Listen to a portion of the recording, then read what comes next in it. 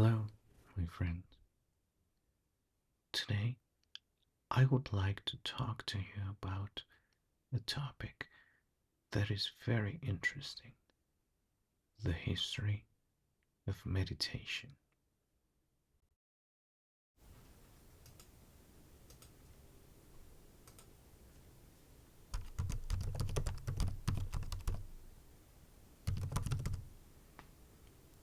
Meditation was not invented by one single person or by one single culture, but the oldest evidence of people practicing meditation is ancient art in the walls of the Indus Valley. It dates back to around 5,000 to 3,000 BC.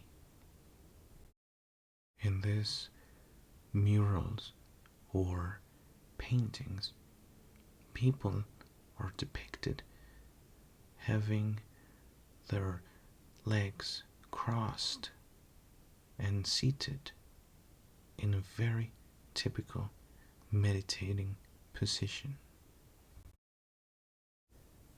And from then on, the tradition was passed down for centuries, generation after generation of teacher and pupil, until the 1500 BC, in which we have the oldest mention in written language of meditation, that is, in the Vedas.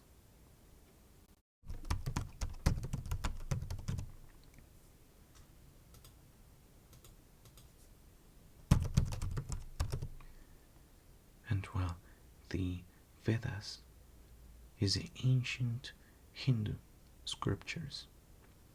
They are written in Sanskrit. In these scriptures, meditation is described to be a technique to quiet the mind, to experience the self in a direct way, as some sort of empty awareness.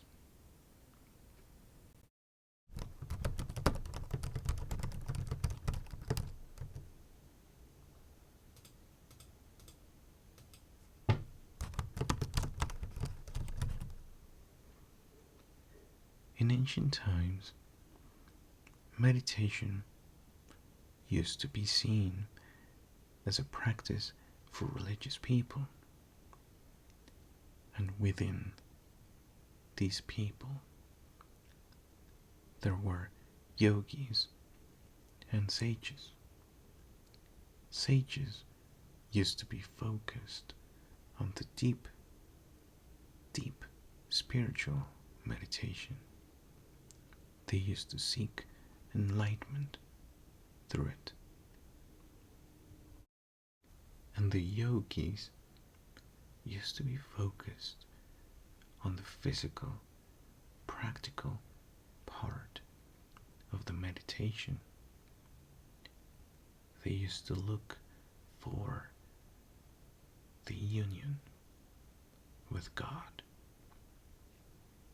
They practiced the very famous technique of yoga.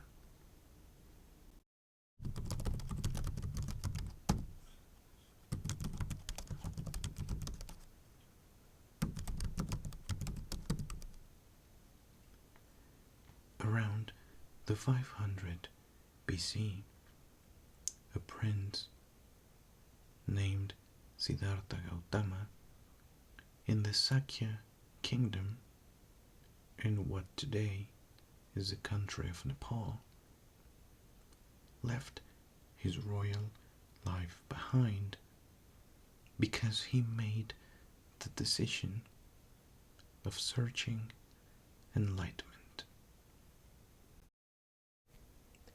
After some time, he learned many techniques and meditation and philosophy from many teachers, yogis, and sages from all around his region.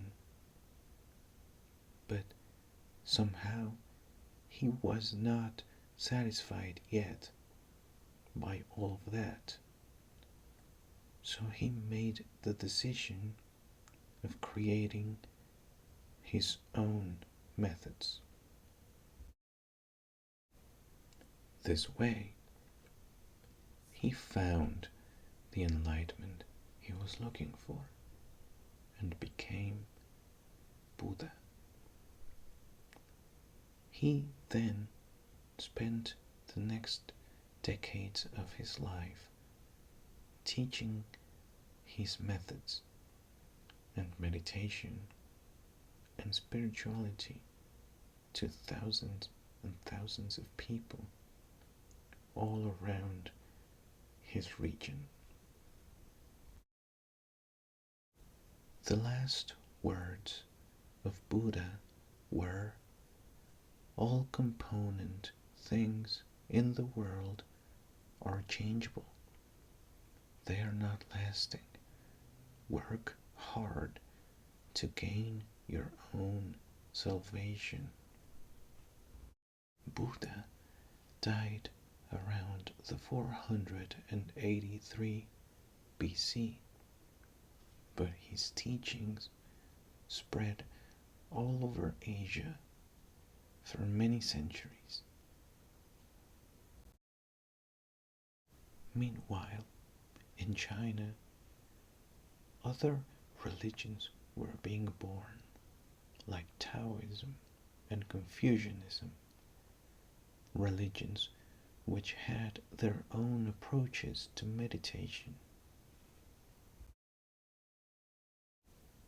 Like, for example, the breathing meditation, which we focus our own breath as a vital energy, or the visualization kind, in which we try to picture the universe and how it relates to us, to our bodies, and our individuality, or the emptiness meditation, which is when we try to empty ourselves of all thoughts, feelings, and forget everything to try and experience our quiet inner self.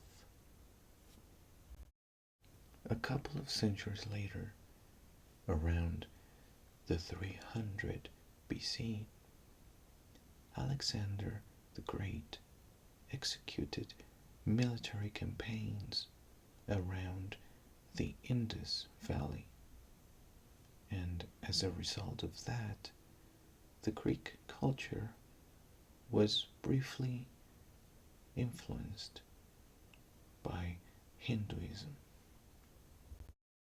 Greek philosophers, even Plato and Aristotle, thought highly of Indian virtues, which had allowed Indians by the time to reach a level of consciousness in which they could detach themselves of pleasures, discomfort, and pain, which was something that the Greeks themselves were also trying to achieve. And so the Greeks developed their own method of meditation, which was called navel gazing, which was basically to admire your own navel, which symbolized the contemplation of human nature. And because the umbilical region is considered a very powerful chakra in the body. Meditations spread around the world took a pause after the Greek phase. After the first appearance of Christianity and its growth in Europe and Rome. Although it is believed by some people that the practice of prayer in this religion had its origin in meditation itself. There are others who believe prayer in itself is meditation, given that it involves repeating phrases and concentrating in ourselves and in a higher connection with God. A long time passed before meditation became popular in Western civilization.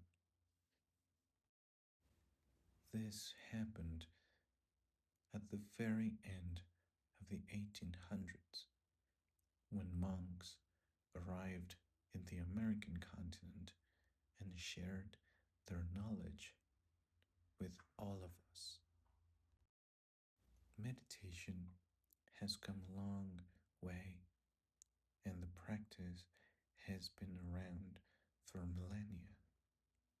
Buddha himself died in meditation. It is a very important practice, so much that we still don't know to this day how many secrets we have yet to unlock in our brains through meditation. Even doctors and scientists have run tests on Buddhist monks, and these monks, in deep meditation, were able to control their body functions. They were able to rise and lower their temperature and even slow down their heart rhythms. Maybe that and other achievements are the true goal of consciousness evolving into what it is now. And we have been distracting ourselves with our shallow ways of living and indifference to nature. Anyway, I hope this simple video has provided something positive to your life, or maybe just to your day. Have a great night's sleep.